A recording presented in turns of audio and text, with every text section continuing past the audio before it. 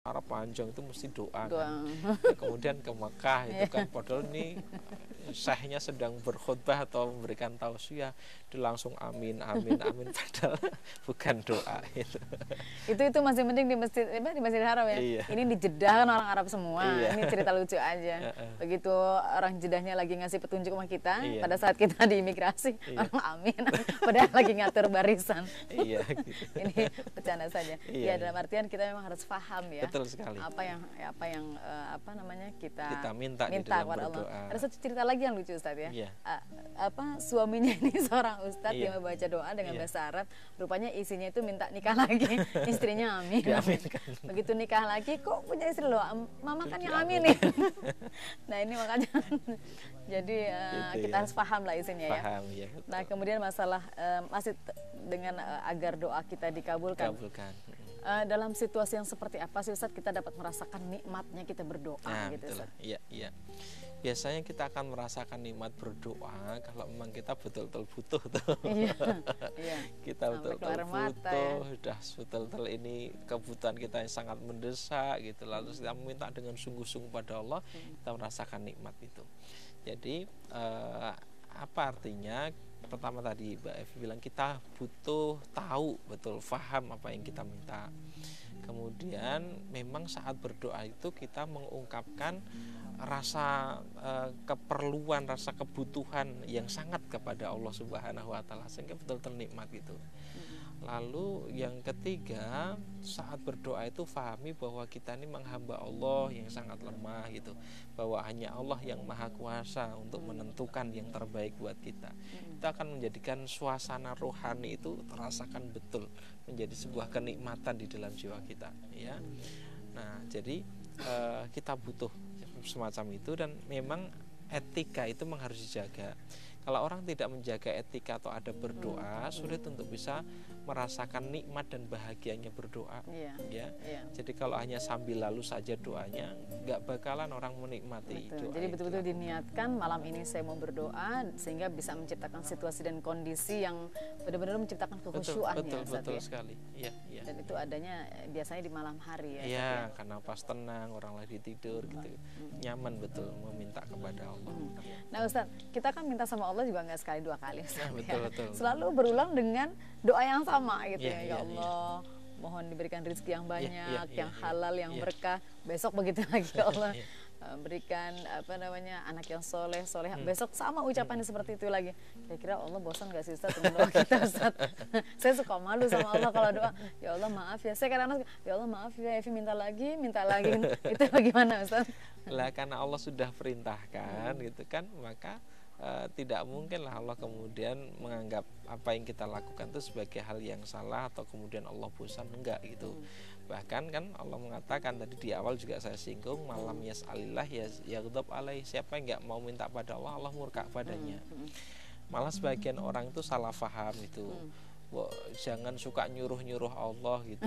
Ya, loh, menyuruh itu kan atasan ke bawahan. Kalau ke bawahan ke atas itu kan namanya meminta, memohon. Kita sama Allah itu kan posisinya kita rendah, artinya kita memohon, bukan nyuruh Allah gitu. Sehingga apapun yang menjadi buat Tuhan, kita sampaikan saja kepada Allah Subhanahu wa taala. Itu perkara mau dikabulkan kapan, bentuk pengabulannya bagaimana, kita serahkan sepenuhnya kepada Allah Subhanahu wa taala. Jadi tidak perlu bosan untuk memohon kepada Allah, karena begini, kalaupun tidak dikabulkan itu sudah menjadi kebaikan buat kita. Ya, tidak ada yang sia-sia di sisi Allah Subhanahu. Semua Allah melihat amal kita ya. Iya, betul sekali. Ya. Nah, kan bentuk doa bukan hanya sekedar kita habis sholat, bukan hanya kita dalam begitu perjalanan. Dalam setiap langkah manusia ada doa-doa yang dituntun ya Ustadz ya. Nah, ini juga bagaimana nih Ustadz? Ketika kita makan, kadang-kadang kita juga terburu-buru. Allahumma barik lana fima razaqtana wa qina adzabannar. Ketika kita mau ke kamar mandi pun ada doa yang dituntun ya. Nah, ini apakah semua aturan-aturan tadi berlaku pada doa-doa yang seperti tadi Ustaz? Itulah kenapa sebelum kita aturan itu berlaku atau tidak ya. Saya pengen tadi melengkapi di ayat tadi, falyastajibu li wal yu'minu bi. Nah, penutupnya itu la'allahum yarsyudun, agar mereka senantiasa mendapatkan petunjuk atau senantiasa di atas jalan yang benar ya. Artinya doa itu ternyata bukan sekedar permohonan, tetapi juga punya fungsi menjadi pengarah hidup kita, menjadi pengaman menuntun sikap perilaku kita gitu.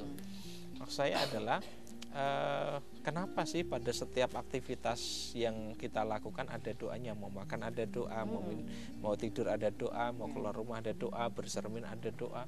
Sesungguhnya Allah menghendaki agar kita senantiasa mengingatnya gitu kan. Dan kalaupun ada kebaikan, kita pun juga sadar itu karunia dari Allah yang mesti disyukuri, sehingga setiap saat itu kita mengingat Allah Subhanahu wa taala. Nah, tentang beberapa ketentuan berdoa tadi, ada yang memang kita perlu dengan sungguh-sungguh mengangkat kedua belah tangan, khusyuk meminta kepada Allah. Ada yang cukup sekedar dengan dibaca saja gitu. Misalnya kalau kita ketemu orang kan assalamualaikum itu kan juga doa. Kan nggak mungkin assalamualaikum warahmatullahi, nggak mungkin kan gitu kan.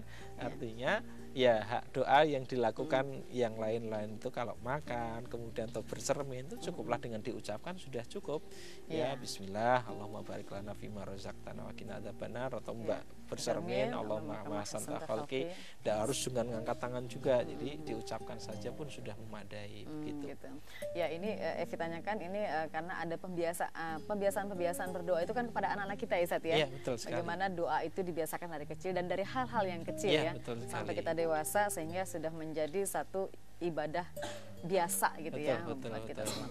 Ustaz terima kasih ya atas penjelasan hari ini tentang agar doa kita dikabulkan. Mudah-mudahan kita selalu dikabulkan ya. Amin. Baiklah pemirsa dimanapun Anda berada, demikian perjumpaan kita dalam Mata Air. Baru saja kita berbicara tentang bagaimana agar doa kita dikabulkan.